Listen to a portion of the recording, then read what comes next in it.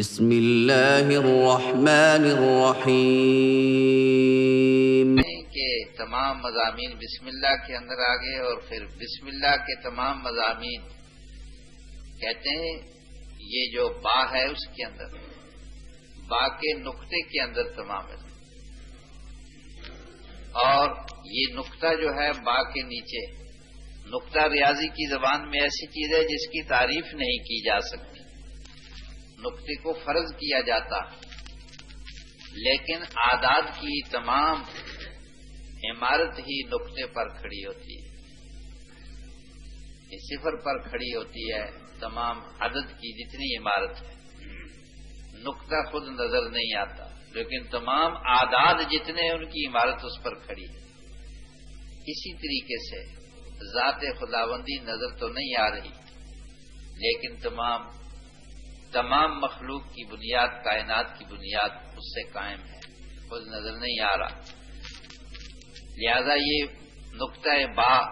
اس کو ذکر کیا گیا ہے۔ اور با کا مطلب استعانت بھی ہوتا،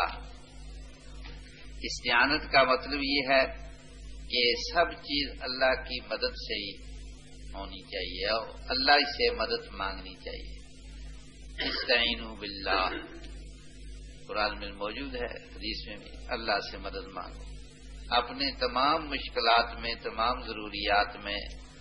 تمام احوال میں اللہ سے مدد مانگو۔ یہ تعلیم نکلتی ہے یہاں سے۔ انسان تو قدم بھی نہیں اٹھا سکتا اگر خدا کی توفیق شامل حال نہ ہو، خدا کی مدد شامل حال نہ ہو، آنکھ نہیں جھپک سکتا انسان، دوسرے کام کیا کرے گا؟ لہذا اللہ ہی سے استعانت کرنی چاہیے۔ تو توحید کی جڑ بنیاد جس پر تمام دین کی عمارت کھڑی ہوتی ہے وہ اس نقطے سے سمجھائی گئی۔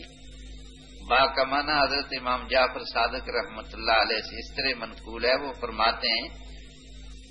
کہ با کا مطلب یہ ہے کہ